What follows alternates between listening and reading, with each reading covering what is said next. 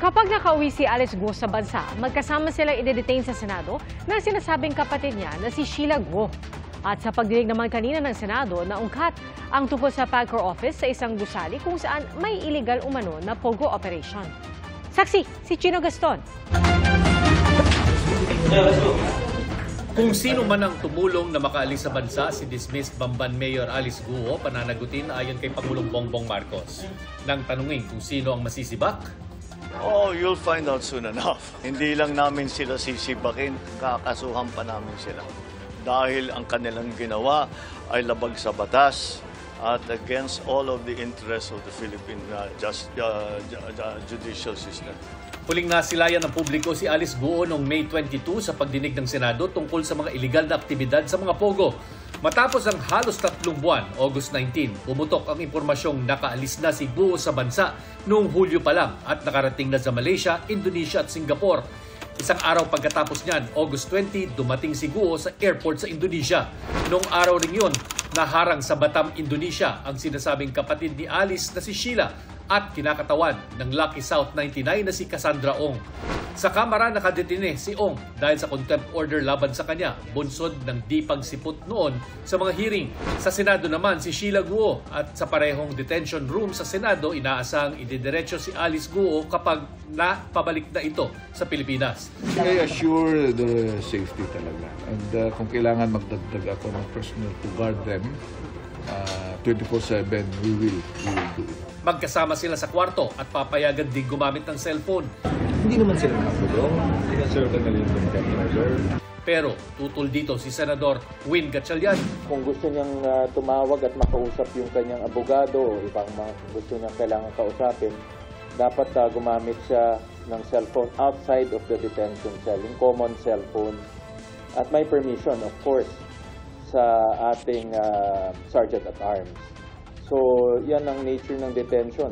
Hindi naman, at ma-avoid rin natin yung contact niya sa ibang mga taong sa labas. Hindi natin alam kung sino pa yung mga pwede niyang kausapin. Alam natin may link siya sa sindikato, baka makausap niya itong mga sindikato. Ang Senate Committee on Women, Children, Family Relations and Gender Equality, marami pa raw tanong kay Alice. Gaya kung sino-sinong opisyal ng gobyerno at mga tauhan ng law enforcement agencies ang kanilang kasabwat sa pagpapalaganap umano ng iligal na pogo sa Central Luzon.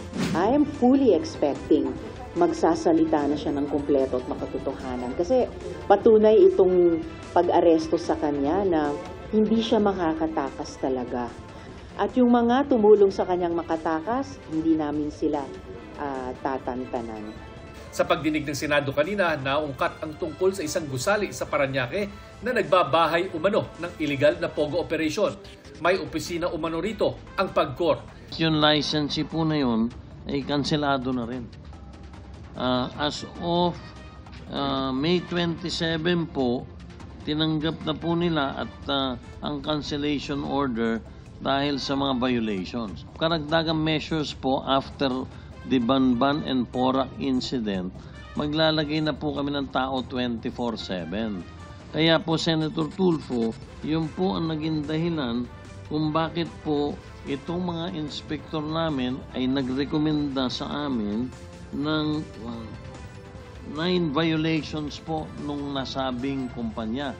The mere fact naglagay kayo ng opisina doon na kung saan may mga nag-operate na mga IGL o Pogo aka IGL, hindi po maganda sa pandinig ng tao, hindi po maganda sa tingin dahil ang dating noon parang nagiging kolektor yung mga taga-PAGCOR doon.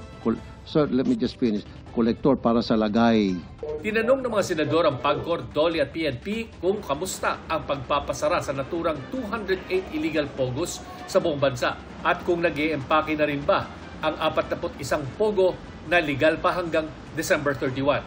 Inanunsyo ng Bureau of Immigration yung pagkakansela po ng mga 9G visas. Hindi naman pwedeng sa December 31 lang makakansela yung mga visas na 9G dahil pag ganon, unang-una, paano aalis yung mga nasabing foreign workers. Dito po tayo sa na-cancelled alien employment permit. Ang na-cancel namin sa NCR as of 2023, 24,361. ang Central Luzon 513, Calabarzon 2,121 at Region 10 67. Ngayon, kung sila ay pinauwi ba o hindi pinauwi, ang aming sagot po yan, ibinibigay namin ito sa BI at sila ang nagpapasilitate. Para sa GMA Integrated News, Chino Gaston ang inyong saksi. Mga kapuso, sama-sama tayong maging saksi. Mag-subscribe sa GMA Integrated News sa YouTube at para sa mga kapuso abroad, samahan niyo kami sa GMA Pinoy TV at sa www.gmanews.tv.